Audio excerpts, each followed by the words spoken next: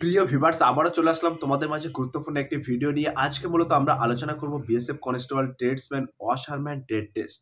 তো অনেকেই কমেন্ট করছিল, দাদা অসারম্যান ট্রেড টেস্ট সম্পর্কে একটি ভিডিও বানাও। তাদের জন্য কিন্তু আজকের এই ভিডিওটি খুবই গুরুত্বপূর্ণ হতে চলেছে।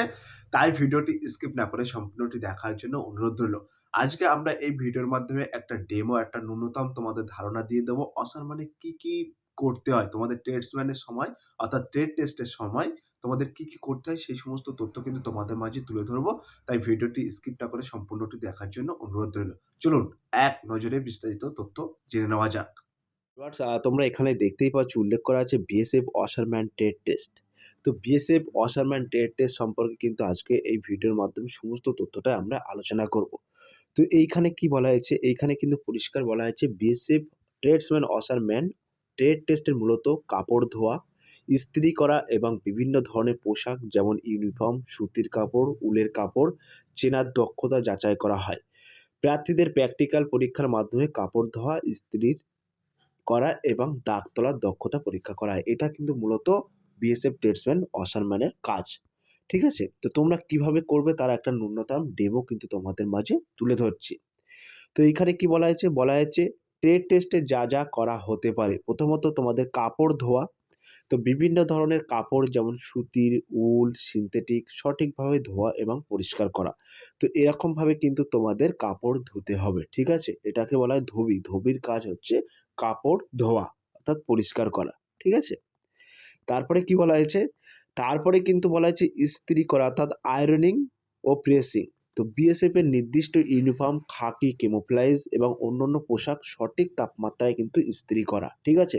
তো তোমার কিন্তু আইডিয়া থাকতে হবে নির্দিষ্ট একটি হিট দিয়ে কিন্তু এরকমভাবে তোমাদের আয়রন করতে হবে খাকি পোশাকগুলো।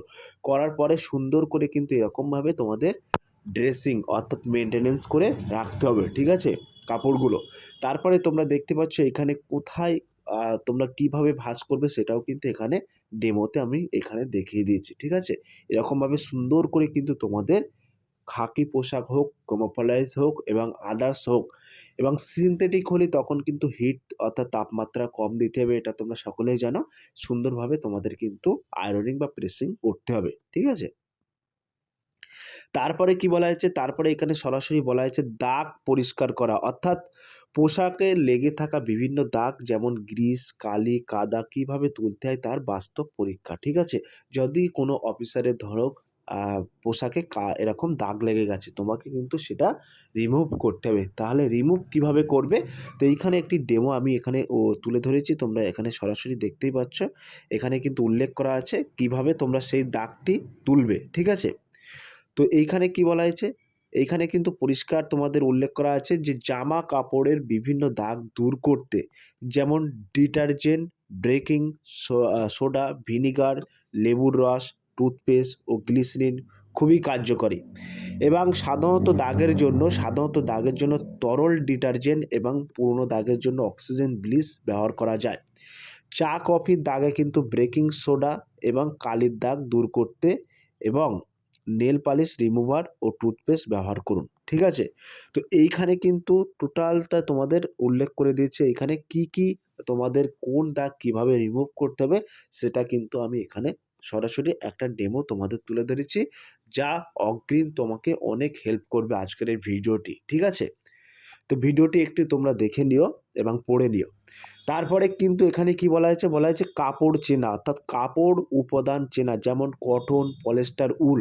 তোমাকে যখন আয়রন করতে বলা হবে তখন কিন্তু তোমাকে নির্দিষ্ট কাপড় চিনে নিতে হবে যে এটা উলের কাপড় এবং এটা আপনার কটন, এটা সুতির, এটা সিনথেটিক ইত্যাদি। এই কাপড়গুলো কিন্তু চেনার তোমাকে অবশ্যই দক্ষতা থাকতে হবে। তো উলের কাপড়ে কিন্তু বেশি তাপমাত্রা দেওয়া যাবে না। ঠিক আছে? এবং সিনথেটিকও সেম দেওয়া যাবে না। কিন্তু সুতির কাপড়ে নির্দিষ্ট একটা তাপমাত্রা দিলে কোনো ক্ষতি হয় না আয়রন বা প্রেসিং করার সময়। ঠিক আছে? তারপরে কি বলা হয়েছে? তারপরে কিন্তু এখানে কি বলা হয়েছে? কিন্তু এখানে বলা হয়েছে মৌখিক প্রশ্ন, বিভিন্ন ধরনের ডিটারজেন্ট, কাপড়ের রক্ষণাবেক্ষণ এবং ধোয়া সংক্রান্ত সাধারণ প্রশ্ন করা হতে পারে। যে এই দাগটা লেগে গেছে, এই দাগটি রিমুভ করার জন্য কী ডিটারজেন্ট ব্যবহার করবে বা কী লিকুইড তোমরা ব্যবহার করবে সেটা কিন্তু মৌখিকভাবে একটা দুটো প্রশ্ন করা হতে পারে। ঠিক আছে?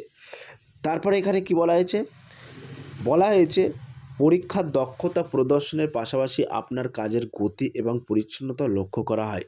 সাধারণত সঠিক সময়ে কাপড় ধুয়ে এবং নিখুঁতভাবে ইস্ত্রি করে দেখালেই এই টেস্টে পাস করা যায়। তো তোমাদের যখন ট্রেড টেস্ট নেওয়া হবে তোমার কিন্তু দক্ষতাটা অবশ্যই তারা দেখবে এবং কতটা দ্রুতর সাথে তুমি কাজ করছো এবং কতটা পরিষ্কারের সাথে তুমি কাজ করছো, কতটা আয়রনিং প্রেস করছো, কত সুন্দর করছো, কত সুন্দরভাবে তুমি সেই জিনিসগুলো গুছিয়ে রাখছো বা মেনটেনেন্স করে রাখছো, সেগুলোর ওপর কিন্তু নজর দেওয়া হয়। ঠিক আছে? তো নিখুঁতভাবে ইস্ত্রি করে দেখালে এই টেস্টে সরাসরি পাস করা যায়। ক্লিয়ার? তো তোমাদের মাঝে কিন্তু সম্ভাবনা একটা ডেমো তোমাদের মাঝে তুলে ধরলাম, একটা বাস্তব ধারণা তোমাদের মাঝে তুলে ধরলাম। ঠিক আছে? আজকের এই ভিডিও থেকে তোমরা জানি অনেক অজানা তথ্য তোমরা জানতে পেরেছো। যদি আজকের এই ভিডিওটি ভালো লেগে থাকে প্লিজ লাইক, কমেন্ট এবং শেয়ার করে দিন বন্ধুদের মাঝে। ফিরে আসছে আগামী দিনে তোমাদের জন্য very most important topic video নিয়ে।